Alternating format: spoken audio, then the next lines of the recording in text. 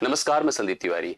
यह class NTPC परीक्षा के लिए मैथ्स की एक महत्वपूर्ण क्लास है जिसमें हम संभावित प्रश्नों को कवर करने चल रहे हैं जो परीक्षा से रिलेटेड सवाल हैं जो अभी तक की परीक्षा के आधार पर बनाए गए हैं और आगे जिनका पेपर है उनके लिए अत्यंत ही महत्वपूर्ण है। मैं प्रश्नों का सिलेक्शन बहुत ही सोच समझ कर रहा हूँ और इसका सोल्यूशन भी उसी आधार पर मैं आपको प्रोवाइड करूंगा जैसी इस समय वर्तमान में आपकी नीड है। आपको कम समय में ज्यादा सवाल हल होते दिखें और सभी पैटर्न कवर होते दिखें और वही वर्डिंग वही उपयोग जैसा कि परीक्षा में हो रहा है इस समय उसी तरह की वर्डिंग आपको देखने को मिले। सभी लोग सेशन से जुड़ जाएं, अच्छे से देखना शुरू कर दें। अच्छा लगे तो वीडियो को लाइक भी कर दें, शेयर भी कर दें और डिस्क्रिप्शन में दिए गए टेलीग्राम ग्रुप को भी ज्वाइन कर लें जिससे कि यह पीडीएफ भी आपको हम प्रोवाइड करते रहें। किसी भी तरह के कंफ्यूजन के लिए आप कमेंट बॉक्स आपके लिए ओपन है, आप जरूर अपने प्रतिक्रिया दे सकते हैं, अपनी राय दे सकते हैं। मैं आपको लेकर चलता हूँ सीधा सवालों पर और पहले सवाल को हम लोग यहाँ पर ओपन कर रहे हैं। देखिए इस तरह के मैंने जो आपको ऑब्जर्व करके देखा यहाँ पर आपके पेपर को, उसमें लगभग 4 से 5 सवाल जो कि सरलीकरण से हैं, जिसमें अलजेब्रा भी है, जिसमें बॉडमास भी है, करडी भी है, परसेंटेज का भी उपयोग है। मतलब लगभग हर तरह के सवाल आपको सरलीकरण से देखने को मिल रहे हैं। एक सिंपल सा सवाल है जो अलजेब्रिक है, अगर आप इसको देखिए तो लिखा है a upon b plus b upon a is equal to अगर 1 दिया है तो सवाल हमसे कह रहा है, देखिए इसकी रिक्वायरमेंट आगे क्या है। रिक्वायरमेंट ए है, यहां से आप देखिएगा A cube plus B cube divide by 3ab की वैल्यू अपने से पूछ रहा है। इसमें कुछ चीजें हमको ध्यान देना पड़ेगा, जैसे कि जो अपनी आवश्यकता है वह A cube plus B cube divide by 3ab है, करेक्ट है। अब इसको अगर हम थोड़ा प्रसारित करें इस मान को तो हम सब जानते हैं कि A cube plus B cube होगा ए प्लस बी, दूसरे ब्रैकेट में होता है A square minus A B plus B square. इस प्रकार से हम इसको लिख सकते हैं और नीचे आपको 3ab दिख ही रहा है। तो आप सवाल पर अगर चलो तो आपको जो जरूरत की चीज जो दिया गया उसमें हम क्या देखिए रियलाइज कर सकते हैं। अपने पास a अपान बी है प्लस b अपान a है इज इक्वल टू अपने पास 1 है।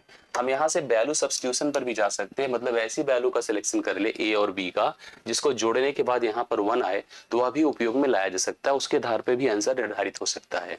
लेकिन अगर पूरे पैटर्न को फॉलो करें तो हम लिख सकते हैं ए स्क्वायर प्लस बी स्क्वायर, हम क्रॉस मल्टीप्लीकेशन कर रहे हैं और नीचे आपने देखा कि ए बी है इज इक्वल टू आप लोग यहाँ पर 1 लिख सकते हैं।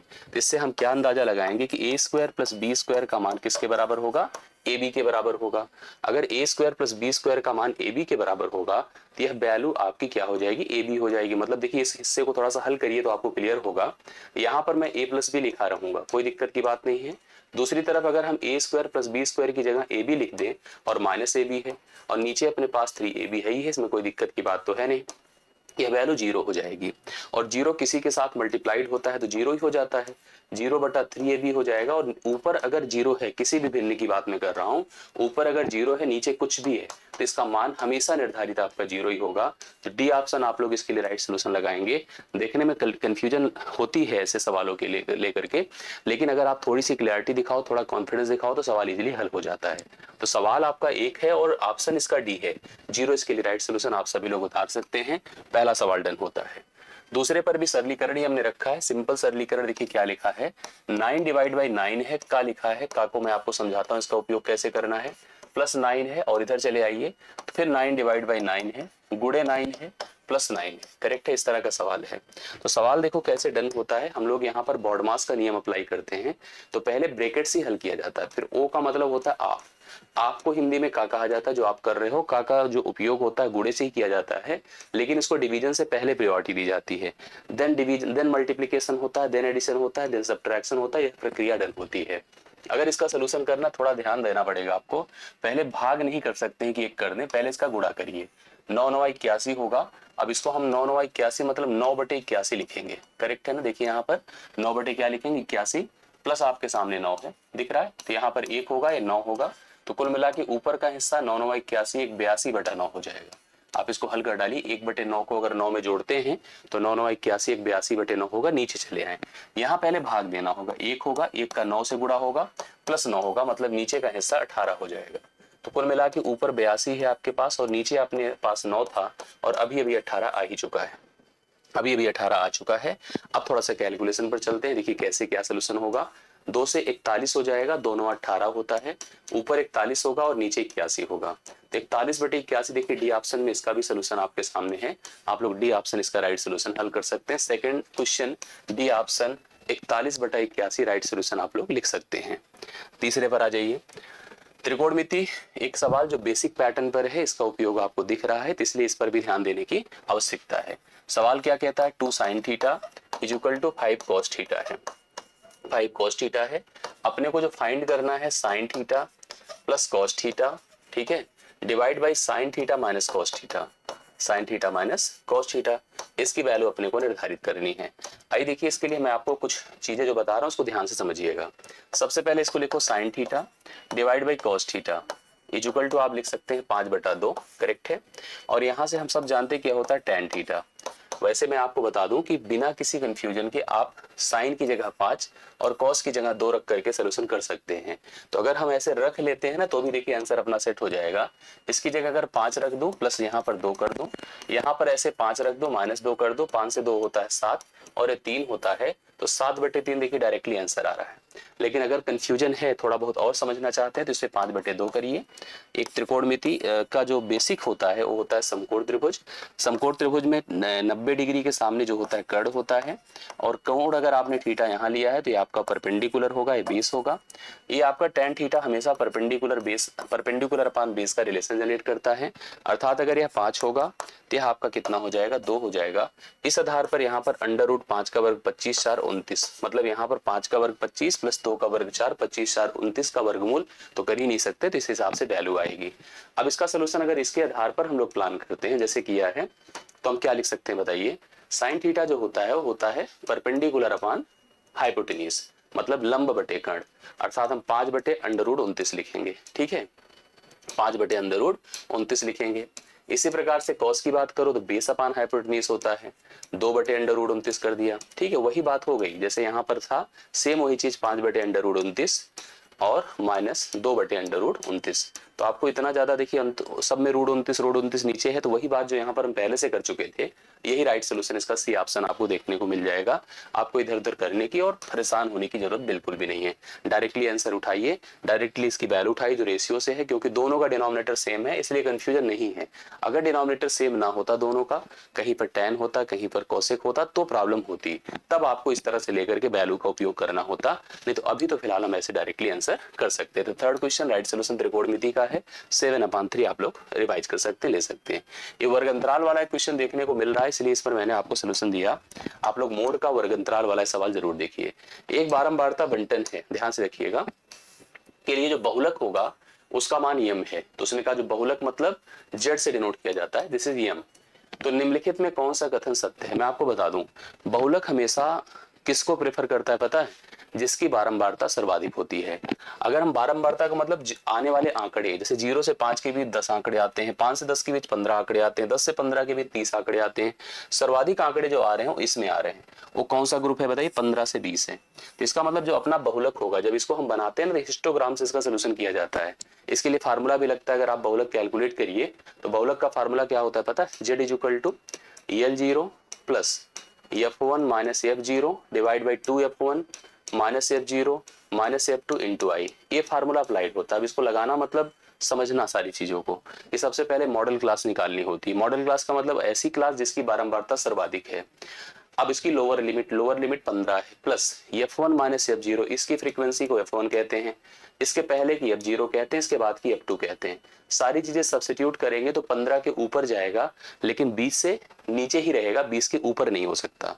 तो अपना जो मोड होगा वो आपका 15 से ज्यादा रहेगा लेकिन 20 से कम रहेगा, तो ऑप्शन नंबर सी इसके लिए राइट सोल्यूशन होगा। तो इसलिए डायरेक्टली आंसर इसका निर्धारित होगा, कोई कैलकुलेशन की आवश्यकता नहीं है, इधर उधर में परेशान होने की जरूरत नहीं है।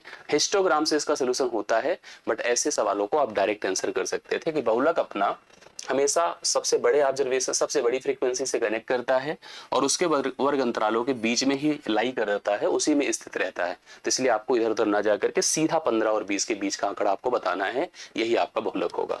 सवाल नंबर 4 है, ए बी और सी एक टैंक से जुड़े 3 वाल्व हैं, ठीक है, वाल्व लगे होते हैं टैंक में, आपने देखा होगा। ए और बी मिलकर टैंकों को 6 घंटे में भर सकते हैं। अगर ए और बी मिलकर के भरते हैं तो कितने घंटे में भरते हैं बताएं, 6 घंटे में भरते हैं। बी और सी मिलकर के उसी टैंक को भरते हैं तो 10 घंटे में भरते हैं। सी और ए मिलकर के उसी टैंक को भरते हैं तो 7.5, 7 दूना 14, 15/2 घंटे में भरते हैं। हमसे कहा गया कि ए से अकेले टैंक को भरवाना है, कुल कितना समय लग जाएगा। ऐसे में सबसे पहले टैंक की क्षमता सोचो। टैंक की रिक्वायरमेंट एक ऐसी संख्या होगी जो 6 से 10 से और 15 से कटे। कंफ्यूजन ये नहीं है, कंफ्यूजन थोड़ा सा रहता है कि 15/2 है, भिन्न है, कैसे करेंगे, नहीं इसमें कोई कंफ्यूजन की बात नहीं। 15, 10 और 6 से कटे ऐसी संख्या 30 होगी।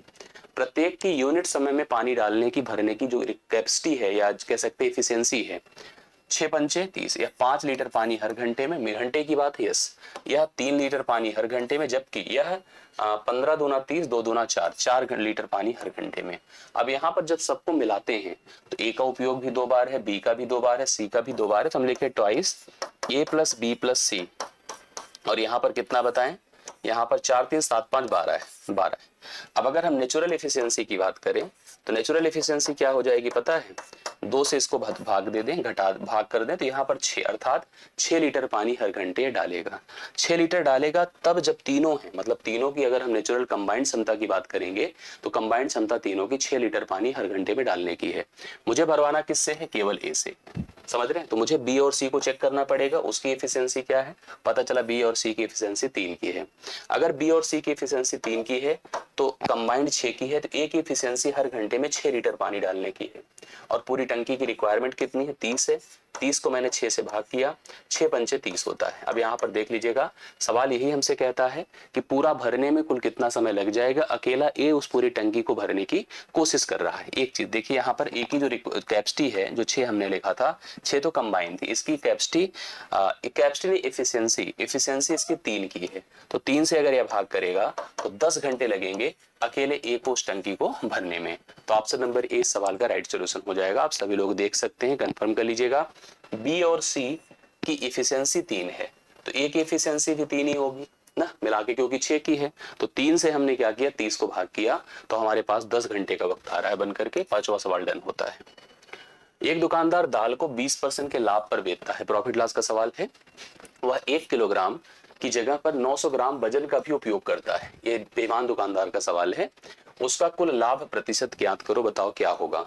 ऐसे में क्या करते हैं कि हमने मान लिया कि 1 किलोग्राम का सौदा है, 1 किलोग्राम 1000 ग्राम होता है। हम 1000 ग्राम सामान उस दुकानदार से लेने गए। हमने ये भी सोच लिया कि 1 ग्राम का रेट 1 रुपए है, इसका मतलब वह 1 रुपए, मतलब 1 रुपए रेट है 1 ग्राम का। तो उसने हमसे कहा सर 1000 ग्राम है और 1000 रुपए इसका टोटल भाव है। मैंने खुद 1000 रुपए में इसको खरीदा है। हमने कहा कोई बात नहीं। उसने कहा सर देखो हमारा भी घर परिवार है और हमको इसको 20% के लाभ पर बेचना है।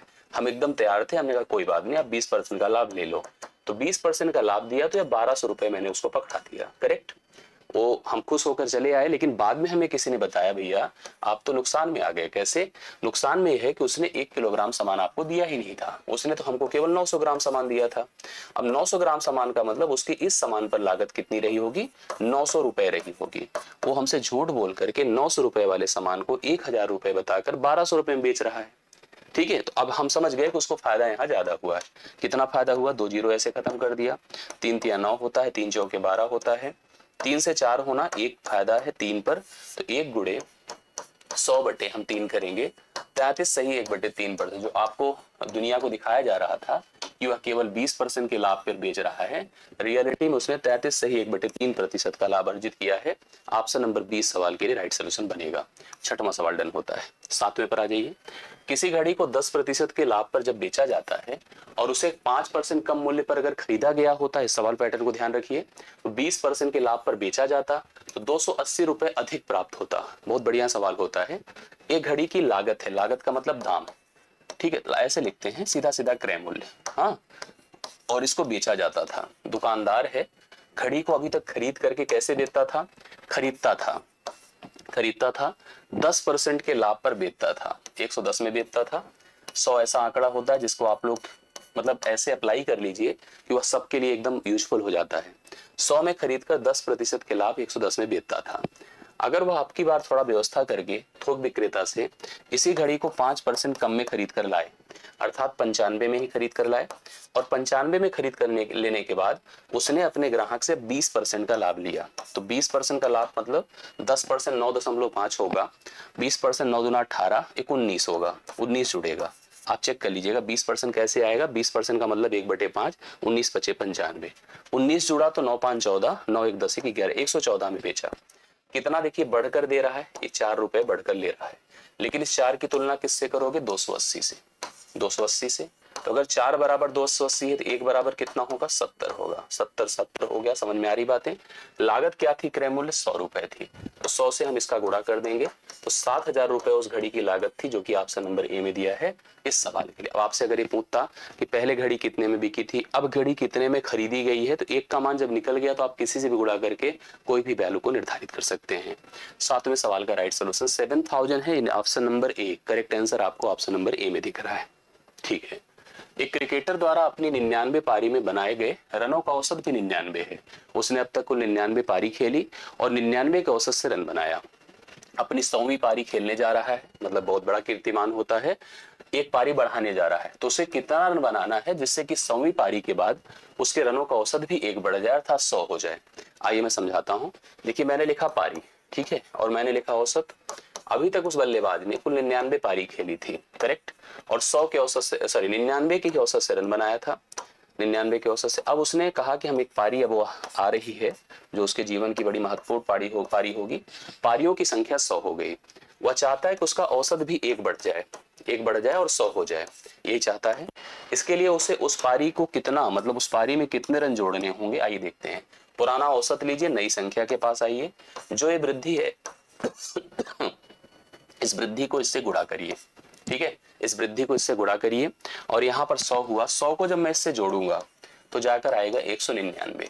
उसे इस पारी में, 100वीं पारी में 199, सबका बैलेंस करना होगा ना, हर पारी से एक एक रन बढ़ाना होगा, और इस पारी का 100 रन बढ़ाना होगा, बाकियों का 99, तो कुल मिला के उसे 199 रन बनाना होगा। अगर उसे अपनी इस पारी में 100 का एवरेज मेंटेन करना है, तो 100 का एवरेज मेंटेन करने के लिए उसे अपनी 100वीं पारी में 200 से 1 रन कम बनाना होगा। तो आप लोग समझ गए होंगे किस तरह से यहाँ पर सवाल बनता है और कैसे सवाल का सोल्यूशन आता है। आप ट्रेडिशनली भी कर सकते हैं, बट टाइम टेकन होगा। जैसा मैंने बताया इस प्रकार से आप सवाल का आसानी से उत्तर दे सकते हैं। 8वां सवाल आपका डन होता है। 9वें पर आइए। 5 विषयों में ध्यान से देखिएगा, 5 विषयों में रवि का जो औसत प्राप्तांक है 150 है। 5 विषयों में 150 के औसत से रवि अंक प्राप्त करते हैं, लेकिन गणना करने पर, इस तरह के सवाल देखिए त्रुटि वाले, गणना करने पर त्रुटि के कारण गणित में 43 अंक को 23 पढ़ दिया गया था। सोचो कितनी बड़ी कमी हुई। तो सही औसत आपसे पूछा जा रहा है। देखो अभी तक बात किया जाए, 5 विषय थे, 5 विषय थे, क्या एवरेज से उसको अंक मिले थे 150, औसत प्राप्तांक उसका 150 था। एक गणित का जो नंबर था उसमें गलती हुई थी। क्या गलती हुई थी बताएं? गलती और सही दोनों चीज ध्यान दीजिएगा, ठीक है। लिखना क्या चाहिए था 43, ठीक है, 43 लिखना चाहिए था, बट लिख क्या दिया 23। तो आप एक काम करो, गलती को घटा दो और सही को जोड़ दो, गलती को घटा दो सही को जोड़ दो। +1 है, दूसरा माइनस है, दोनों को अगर जोड़ते हैं तो घटेगा ही, घटेगा तो कितना हो जाएगा 20। पॉजिटिव की नेगेटिव, पॉजिटिव पॉजिटिव। विषय कितने थे 4, 5, तो 5 से इसको भाग करें, 5 चौके 20 होता है, और प्लस में आ रहा है तो 4 इसमें जोड़ दीजिए, 4 जोड़िए। अब उसका औसत सही सही कितना हो जाएगा 154। 154 राइट सोल्यूशन होगा, जो आपको बी ऑप्शन में दिख रहा है, ठीक है। ऐसे सवालों में जो गलती होती है उसको घटाया जाता है और सही को जोड़ा जाता है। दोनों के बीच का जो फर्क आता है, प्लस में आएगा तो प्लस में पॉजिटिव लेना होगा, और माइनस में आएगा तो नेगेटिव लेना होगा। कुल विषय कितने हैं, 5 से भाग किया 4 आया, 4 को ले जाकर सिंपली जोड़ दिया, तो राइट सोल्यूशन 9वें सवाल का कितना आ रहा है बताएं? बी ऑप्शन 154 आ रहा है। एक ट्रेन 90 किलोमीटर प्रति घंटे की रफ्तार से चलती है, ये उसकी स्पीड होती है। 1 मिनट में वह प्लेटफॉर्म को, मतलब 60 सेकंड्स में पार कर लेती है, करेक्ट है। अगर ट्रेन और प्लेटफॉर्म की लंबाई समान है तो ट्रेन की लंबाई का पता लगाएं। ट्रेन जब किसी प्लेटफॉर्म को पार करती है, ध्यान समझिएगा, एक ट्रेन जब किसी प्लेटफॉर्म को पार करती है तो अपनी लंबाई को भी और प्लेटफॉर्म की लंबाई को भी पार करती है। जैसे पार करने का मतलब ऐसे, पहले वो प्लेटफॉर्म को पार करी, फिर वो अपने आप को पार करेगी, ये स्थिति है। एक चीज दिमाग में रख लीजिएगा, ट्रेन की जो स्पीड है वह स्पीड कितनी बताएं? 90 किलोमीटर प्रति घंटा है।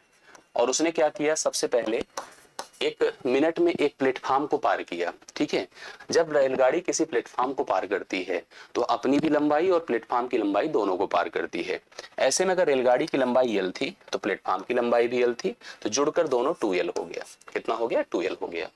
2l बराबर रेलगाड़ी की स्पीड कितनी, भाई इसी को दूरी मानिए, रेलगाड़ी की स्पीड 90 है, लेकिन इसको मुझे 90 गुणे, क्योंकि ये किलोमीटर प्रति घंटे में है, मुझे इसको मीटर पर सेकंड में कन्वर्ट करना, 5/18, 18 पंचे 90 या 25 मीटर पर सेकंड हो गया, 25 मीटर पर सेकंड हो गया। लिख दिया मैंने 25 गुणे 1 मिनट में पार करी तो 1 मिनट बराबर क्या होता है, 1 मिनट बराबर होता है 60 सेकेंड। करेक्ट है, 60 सेकेंड होता है। मैंने इसको 60 से मल्टीप्लाई कर दिया, यही तो टोटल डिस्टेंस होगी। रेलगाड़ी अपनी लेंथ को प्लेटफॉर्म की लेंथ को जोड़ ले रही है और वही दूरी है, दूरी बराबर 4 गुणे समय होता है। 2 से इसको डिवाइड कर दे 30 होता है, 30 होता है, 25 के यहाँ 75, 750 मीटर लंबी रेलगाड़ी भी है और प्लेटफॉर्म भी है। तो हमसे जो भी पूछ रहा है, इसने ट्रेन पूछा है तो ट्रेन का ही मान हम बता रहे हैं। सी ऑप्शन अपने सवाल का राइट सोल्यूशन हो जाएगा, जो आप लोग नोट कर सकते हैं। 10वां सवाल डन होता है। 11वें पर आइए। 2 स्टेशन है ए और बी, 138 किलोमीटर की दूरी पर है। एक स्टेशन ए है, दूसरा स्टेशन बी है, दोनों के बीच की डिस्टेंस कितनी है बताएं, 138 किलोमीटर की है। यहां से यहां तक की जो डिस्टेंस है 138 किलोमीटर की है। सवाल कहता है एक ट्रेन सुबह 7:15 बजे ए से शुरू होती है। ए से चलना शुरू करती है कितने बजे बताएं, 7:15, 7:15 AM पर ए से चलना शुरू करती है। करेक्ट। और बी की ओर 24 किलोमीटर प्रति घंटे की रफ्तार से जाती है। मतलब यहाँ पर एक स्पीड लेती है 24 किलोमीटर प्रति घंटा और इसी स्पीड से बी की तरफ बढ़ती है। करेक्ट। एक अन्य ट्रेन सुबह 8 बजे से, मतलब यहाँ से 8 बजे से जो बी की तरफ से चलेगी, ठीक है, बी की तरफ चलेगी, ए की ओर 36 किलोमीटर प्रति घंटे की गति से चलती है। अब कह रहा है कि वे किस समय पर एक दूसरे को मिलेंगे। एक चीज मैं आपको बता दूं, दूरी अभी 138 है, लेकिन यह 7:15 से चल चुकी है। ये जब चलना शुरू करी तब तक वह 45 मिनट चल चुकी है। कितने मिनट भाई, 45 मिनट। 45 मिनट में उसने कितनी दूरी तय की होगी, 45 बटा पहले 60 कर दो। 60 क्यों कर दिया, क्योंकि जब मिनट है, मिनट को घंटे में कन्वर्ट किया, गुणे आपने 24 कर दिया तो 12 दूना 24 होता है, 12 पंचे 60, 5 9 45, 9 दूना 18, 18 किलोमीटर कवर कर लिया। तो 18 घटा दीजिए, ठीक है, 18 घटा दीजिए, मतलब ट्रेन ए यहाँ पर है। ट्रेन ए नाम है, स्टेशन नाम था, ट्रेन 1 कर देते हैं इसको, T1 यहाँ पर है ट्रेन 1। ठीक है। अब दूरी कितनी बची, 120 केवल, 120, क्योंकि 18 तो कवर हो चुकी थी। अब यहाँ पर जब ये है तब यह चलना शुरू करती है, उसकी गति कितनी होती है, 36। जब दो गाड़ियां एक दूसरे को विपरीत दिशा में चलकर पार करती हैं तो पार करने में जो लगा समय होता है, पार करने में जो लगा समय होता है, दोनों के बीच की दूरी, दूरी कितनी है, 120 बटा क्या है, किलोमीटर है ना, यस किलोमीटर है, बटा उनकी चालों का क्या जोड़, चालों का जोड़। ये 36 है और ये 24 है, ये हो जाएगा 60। ठीक है, 36 और 24 जोड़िए, 36 24 60, 60 दूना 120, 2 घंटे लगेंगे। लेकिन 2 घंटे कब से लगेंगे, 8 बजे से, जब से कंसीडर किया जा रहा है। तो 8 में 2 जोड़ दीजिए, 10 बजे दोनों एक दूसरे को मिल जाएंगी। 10 बजे इसका राइट सोल्यूशन, पहला ऑप्शन करेक्ट आंसर होगा। सभी लोग उतार लीजिए। राइट सोल्यूशन 11वें सवाल का आपके सामने है। किसी मूलधन पर 4% प्रतिवर्ष की दर से साधारण ब्याज कितने समय में मूलधन का 0.32 गुना हो जाएगा। जो देखो ब्याज की दर, देखो साधारण ब्याज हर साल बराबर की दर से बढ़ता है, बराबर बढ़ता है, 4% है। समय हमको नहीं पता है, ठीक है, समय नहीं पता है, समय टी होता है। मैंने आपको जब जब साधारण ब्याज पढ़ाया मैंने आपसे यही कहा कि दर और समय को अगर हम मिला देते हैं तो ब्याज और मूलधन का रिलेशन बन जाता है। 4% को 4/100 करिए तो 1/25 होगा, टी से मल्टीप्लाई कर दें, ये हो गया T/25। करेक्ट है, T/25। अब ऊपर का मान एसआई को प्रेजेंट करेगा और नीचे का मान प्रिंसिपल को। 0.32 गुना क्या बोला है, साधारण ब्याज कितने समय में मूलधन का 0.32 का दशमलव हटा दे, 100 हो गया नीचे, 4 8 32 होता है, 4 25 बार 100 होता है। ये साधारण ब्याज है और ये आपका प्रिंसिपल है। ठीक है, तो यह हो गया 8 और नीचे कितना है 25, तो 25 25 से गया तो टी बराबर केवल 8 ही होगा। 8 वर्ष में 0.32 गुना होगा। ऑप्शन नंबर डी सवाल का राइट सोल्यूशन होगा। ठीक है, 12वें सवाल का राइट सोल्यूशन 8 वर्ष होगा। 8 वर्ष आप लोग करेक्ट आंसर करिए इसको। रुपए 8000 को ए बी तथा सी में इस प्रकार विभाजित करना है कि उन्हें क्रमशः 500 रुपए, 200 रुपए और 100 रुपए के नोट प्राप्त होते हैं। मतलब जो नोटों का जो डिस्ट्रीब्यूशन हो सकता है वो 3 प्रकार की नोटों का हो सकता है। एक तो 500 रुपए का नोट अवेलेबल है, 200 का नोट अवेलेबल है और 100 रुपए का नोट अवेलेबल है। उनके द्वारा प्राप्त राशि का जो अनुपात है, मतलब जो उनको धन मिलता है वो 15 2 और 3 के अनुपात में मिलता है। सवाल कह रहा है कि 500 के नोटों की संख्या ज्ञात करो, 500 रुपए के नोटों की संख्या ज्ञात करो। देखो जो धन है टोटल जिसका बंटवारा हो रहा है वो 8000 रुपए है और यहाँ पर नोटों की जो वैरायटी है वो 500 रुपए है, 200 रुपए है और 100 रुपए है। यहाँ से जो उनके द्वारा प्राप्त राशियां हैं, राशियों का अनुपात है, राशि है समझिएगा अमाउंट, वो राशि है 15:2:3 है। करेक्ट है। नोटों की संख्या हमसे पूछ रहा है, अभी हम संख्या कैलकुलेट करते हैं, आप लोग ध्यान से देखिएगा। सबसे पहले क्या करते हैं बताइए, राशि, राशि का मतलब क्या हो गया अमाउंट। और आपको बता दूं कि हम लोग यहाँ पर जो पैसे का बंटवारा कर रहे हैं वो 8,000 रुपए। हम लोग यहाँ से डिसाइड कर सकते हैं कि कौन कितने कितने प्रकार का, जैसे हम कहते हैं ना 500 के रूप में, अगर हम 15 के हिसाब से पैसे का बंटवारा किए हैं तो 15 दो 17 3 20 होता है। तो 20 की तुलना अगर हम कर दें 8,000 से, इससे हमको अमाउंट कंफर्म हो जाएगा ना, 1 बराबर 400 होगा। तो इस प्रकार से हम कह सकते हैं कि 500 के नोटों का उपयोग करते हुए तो 15 चौके 60 6,000 रुपए हमने बांटे। जैसे मुझे मान लो कुछ पैसे देने हैं, कहीं पर 8,000 रुपए देने हैं किसी को, तो मैंने 6,000 रुपए दिया 500 के नोट। तो कितना नोट दिया आप ऐसे सोचिएगा, समझिएगा, अभी बताता हूँ। अभी दो का मान कितना हो जाएगा 800, मैंने 200 के रूप में 800 रुपए दिया है। 200 के रूप में कितने रुपए दिए, 800 रुपए दिए हैं। और ऐसे 100 रुपए के रूप में, देखिए यहाँ तो 800 हो गया, और 3 चौके 12, 100 के रूप में 1200 रुपए दिए। तो इस प्रकार से अब जोड़ लीजिए पैसे, टोटल 8,000 हो गए। सवाल हमसे कहता है कि 500 रुपए के। अच्छा एक बात बताओ, अगर आपने कहीं पर आपको फीस देनी है और आपने 6,000 आपको फीस देनी है और आपके पास नोट कितने हैं, नोट किस प्रकार के हैं, नोट टोटल है 500 के, तो 500 के कितने नोट देंगे कि 6,000 रुपए हो जाए, बताइए। 500 के कितने नोट देंगे, तो आपने 6,000 को 500 से भाग कर दिया, तो 500 से भाग करने का मतलब 12 नोट देंगे आप। 12 नोट दे दीजिए तो आप कितने पैसे दे रहे हैं, 6,000 रुपए दे रहे हैं। तो ऑप्शन नंबर ए इस सवाल के लिए राइट सोल्यूशन होगा। 13वां सवाल आपका डन होता है, आप लोग सभी लोग नोट कर सकते हैं, ठीक है। अगले सवाल पर आइए। 15% वार्षिक चक्रवृद्धि ब्याज की दर पर जमा की गई एक निश्चित धनराशि, पहले वर्ष व दूसरे वर्ष की जो ब्याज का जो अंतर, ये सवाल बन रहा है अंतर में, पहले साल और दूसरे साल के जो ब्याज का अंतर है 112.5 रुपए है। तो जमा की गई धनराशि आपको बतानी है। ब्याज की दर है 15% पर एनम। देखिए इसको ऐसे समझिएगा, पहले साल की ब्याज दर 15%, ठीक है, दूसरे साल भी 15 ही रहती है, लेकिन जो डिफरेंस होता है ना इस पर, इस 15 पर फिर 15 लगता है। तो 15 पर फिर अगर 15 करिए तो 15 गुणे 15/100 होता है। तो बेसिकली 2.25% होता है। ये 2.25% ही आगे इसको बढ़ाता है, समझ रहे हैं ना। यही उसने कहा है कि 2.25% का मान अपने को दे रखा है 112.5 रुपए। अपने को 100% का मान निकालना है, ठीक है, 100% का मान निकालना, यही जमा की गई धनराशि होगी। ये खत्म हो गया। देखिए यहाँ पर आप चाहे 0 ऐसे बढ़ा दें, आप दशमलव गायब कर सकते हैं, कर दिया, ठीक है। अब आप काटिए, देखिए किससे कट रहा है, 15 से। 15 में 225 होता है, और इसको काटिए 15 छक्के 90, 15 सत्ते 105, 15 सत्ते 105, 105 7 15 पचे 75, 0 हो गया, 15 पचे 75, 50 हो गया, 100 का 50 से गुणा कर दीजिए। 5,000 रुपए वह धनराशि थी। 5,000 बी ऑप्शन राइट सोल्यूशन है। आप लोग इस तरह के सवालों को देख लीजिएगा। साधारण ब्याज चक्रवृद्धि ब्याज के अंतर पर भी सवाल आपको देखने को मिल रहा है। आइए सवाल को देखिए क्या लिखा है। एक समरूप त्रिकोण है, त्रिकोण मतलब त्रिभुज है, एक का नाम एबीसी है, दूसरे का नाम डीईएफ है, के क्षेत्रफल 144 और 81 सेंटीमीटर स्क्वायर दिए हैं। तो पहला तो बड़ा ही हो गया होगा क्योंकि क्षेत्रफल बड़ा दिख रहा है। ये त्रिभुज है अपना जिसका नाम एबीसी है। त्रिभुज का नाम क्या है, एबीसी है, और इसका एरिया दे रखा है, एरिया ऑफ ट्रायंगल एबीसी कितना दिया है बताइए, 144 सेंटीमीटर स्क्वायर। एक छोटा त्रिभुज है इसी प्रकार से, इसका नाम डीईएफ है, ठीक है। इसका क्षेत्रफल क्या है, एरिया ऑफ ट्रायंगल डीईएफ, बोलिए कितना दिया है, इसको 81 सेंटीमीटर स्क्वायर दिया हुआ है। अगर त्रिभुज एबीसी की सबसे बड़ी भुजा 36 है, मान लीजिए यह भुजा 36 है, तो डीईएफ की सबसे बड़ी भुजा का मान अपने को बताना है। दो समरूप त्रिभुजों की स्थिति बता दूं। पहली चीज तो यहाँ समरूप है, समरूप का मतलब होता है कि सभी कोण समान होते हैं। जैसे आपको मैं बता दूं, यह कोण इस कोण के बराबर होगा, यह कोण इस कोण के बराबर होगा, और इसी तरह से यह कोण इस कोण के बराबर होगा, तभी त्रिभुज समरूप ही सकते हैं। त्रिभुज अगर समरूप हैं तो उनके क्षेत्रफलों का अनुपात, उनके क्षेत्रफलों का अनुपात area of triangle ABC divide by area of triangle DEF, ठीक है, उनकी संगत भुजाओं के वर्गों के अनुपात के बराबर होता है।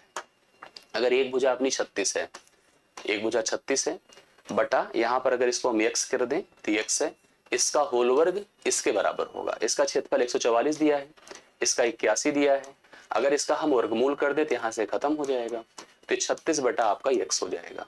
वर्गमूल करने पर यह 12 आएगा और यह कितना आएगा बताएं, 9 आएगा। ये आपका 36 ही रहेगा और x रहेगा। 12 यहाँ 36 होता है, समझ में आया, x उधर गया, 9 त्रिक 27, 27 सेंटीमीटर छोटे जो त्रिभुज है उसकी बड़ी सबसे बड़ी भुजा होगी। जो ये वाला त्रिभुज है जिसका एरिया 81 था, उसकी सबसे बड़ी भुजा 27 हो जाएगी। 27 सेंटीमीटर आपको पहले ही ऑप्शन में इसका राइट सोल्यूशन दिख रहा है।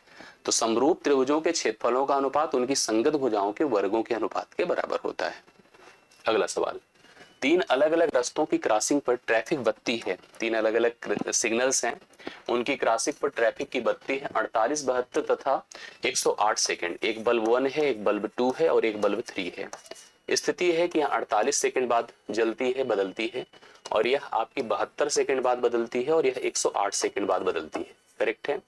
यदि वह 8:20, इस समय देखिए 8:20 हो रहे थे एएम या पीएम जो भी था, तो बदलती है। तो फिर एक साथ बदलने का समय, एक साथ बदलने का समय मतलब वह समय जो प्रत्येक से पूर्णतः कट जाए, 48 से भी, 72 से भी और 108 से भी। इसलिए इनका हमें क्या लेना पड़ेगा, एलसीएम। एलसीएम देखिए निकलेगा कैसे भाई, अगर आप इसको समझ रहे हैं तो 2 की पावर 4 16 या 48 होता है। इसको सोचिए, 8 9 72 अर्थात 2 की पावर 3 होता है 8 और 3 की पावर 2 होता है 9। इसकी बात करें तो 36 या 108, या ऐसे कह सकते हैं इसको 27 चौके 108 होता है। 27 का मतलब 3 की पावर 3 और 2 की पावर कितना होता है 2, 2 की पावर 2 4 होता है, 3 की पावर 3 27 होता है। 4 7 28, 4 2 8 2 10 करेक्ट है। अब एलसीएम का मतलब जैसे 2 की पावर यहाँ 4 है, यहाँ 3 है, यहाँ 2, मैं 2 की पावर 4 लिखूंगा। 3 की पावर यहाँ 1 है, 2 है, तो मैं 3 की पावर 3 लिखूंगा। मतलब कुल मिला के यह 16 है और यह 27 है। ठीक है, 16 7 112 होता है, कैरी 11, 16 दूना 32, 10 42 1 43 होता है। ठीक है, 432 सेकंड होगा। अब 432 सेकंड्स को आपको मिनट में कन्वर्ट करना होगा। किसी भी सेकंड्स को मिनट में कन्वर्ट करने के लिए आपको 60 से भाग करना होता है। 60 से भाग किया, 6 7 42, 7 बार तो गया ही गया, सॉरी 60 से भाग करिए तो कितना हो गया, आप लोग कंफर्म करिए, 7 तो गया ही गया। 42 का मतलब 420 खत्म हो गया, तो 7 मिनट तो कंफर्म हो गया, और जो बच रहा है वो 12 सेकंड है। भाई 7 छंगे 42, 420 के बाद 12 जोड़िए तभी तो 32 आता है। तो 7 मिनट 12 सेकंड। 8:20 हो रहा था और 7 मिनट और जोड़ दीजिए, 12 सेकंड और जोड़िए, तो 8 27 और 12। ठीक है, 8 27 और 12, बी ऑप्शन राइट सोल्यूशन इस सवाल का करेक्ट है, बी ऑप्शन। ठीक है, ये 17वां सवाल होता है। ए बी की तुलना में दुगुना अधिक कुशल मजदूर है, डबल स्किल्ड है। ठीक है, ए बी की तुलना में दुगुना अधिक कुशल मजदूर है। वे दोनों एक काम को करते हैं और 13 दिनों में पूरा कर लेते हैं। ये अकेला उस काम को कितने दिन में कर पाएगा। देखिए सवाल क्या कहता है, ए और बी दो व्यक्ति हैं, इनकी क्षमता का अनुपात दे रखा है। ए बी की तुलना में डबल स्किल्ड है, 2:1 है। वे दोनों मिलेंगे तो काम करेंगे, तो 2 और 1 की क्षमता से कितना काम करेंगे, एक दिन में 3 काम करेंगे। एक दिन में 3 काम करते हैं और पूरे काम को 13 दिन में करते हैं, तो टोटल वर्क कितना हो गया आप खुद ही सोच लीजिएगा, 13 या 39 काम होता है। इस 39 काम को अकेले ए से करवाना है, जिसकी एक दिन में कार्य करने की क्षमता 2 काम की है। तो मैंने 39 को 2 से भाग कर दिया, 2 से भाग किया, 19 दूना 18, 18 दूना क्या 19 दूना 38, 38 मतलब 19 सही 1/2 दिन में। अगर ए से आप काम करवाएंगे तो 19 सही 1/2 दिन में कार्य पूर्ण हो जाएगा, और इस तरह से कार्य आपका अकेले ए जो है 19.5 दिनों में डन कर देगा। ठीक, चलो ए तथा बी की मासिक आय का अनुपात 3:4 है। सवाल जरूर पढ़िए इस तरह का। ए आय है, ठीक है, आय है दो व्यक्तियों की, एक का नाम ए है, दूसरे का नाम बी है। 3:4 के अनुपात में दोनों धन कमाते हैं। फिर हुआ क्या, उनके मासिक व्यय का अनुपात, जो व्यय उनका हुआ, वो जो खर्च करते हैं बेसिकली उसकी बात मैं कर रहा हूं, ये 2:3 है। करेक्ट है, 2:3 क्या है, 3 है। यहाँ पर 2:3 के अनुपात में लोग खर्च करते हैं। वे 4,000 रुपए प्रतिमाह बचाते हैं। कितना बचाते हैं, 4,000 रुपए।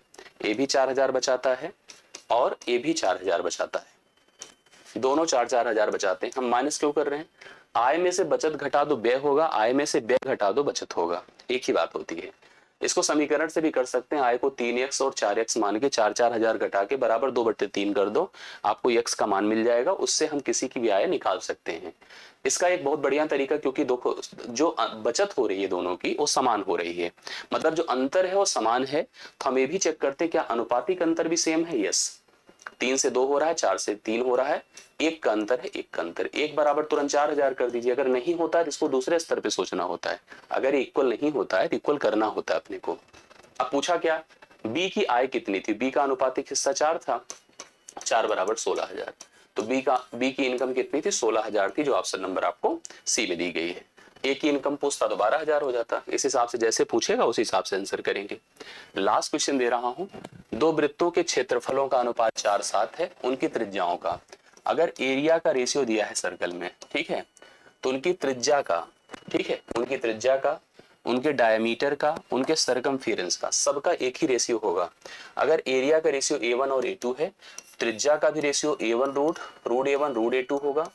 यही आपके व्यासों का भी हो जाएगा और यही आपकी परिधियों का भी हो जाएगा। उसी प्रकार से अगर आपको त्रिज्या का, व्यास का या परिधि का अनुपात दिया है तो क्षेत्रफल का निकालने के लिए वर्ग करना होता है। तो √4 हो जाएगा और √7 हो जाएगा। और 4 का वर्गमूल तो डायरेक्टली बता सकते हैं, लेकिन 7 का नहीं बता सकते। तो 2√7 होगा, 2:7 होगा। ऑप्शन नंबर सी सवाल के लिए राइट सोल्यूशन होगा। इतना करेक्ट हुआ, इतना डन करिए, इतना फाइनल करिए। आज का सेशन भी यहीं पर समाप्त करिए। आशा करता हूं समझ में चीजें आई होंगी। पैटर्न आपके पास वही है जो आपकी परीक्षा में आपको देखने को मिल रहा है। विश्वास मानिए इसी तरह से पैटर्न आपको आगे परीक्षा में देखने को मिलेगा। करिए, मैं ऐसे ही प्रतिदिन आपको इसी टाइप से कनेक्टिविटी में शामिल करते रहूंगा। कोई कंफ्यूजन हो तो जरूर लिखिएगा, आप मुझे बताइएगा अपनी प्रॉब्लम को। अगर आपको कोई कंफ्यूजन हो रहा है, किसी भी टॉपिक में डिस्कशन करना है या कब आपका पेपर है, तो मुझे जरूर कमेंट करिएगा। मैं अपने स्तर पर जितना हो सकता हूं उतना करते रहूंगा। बहुत बहुत धन्यवाद। Thank you so much.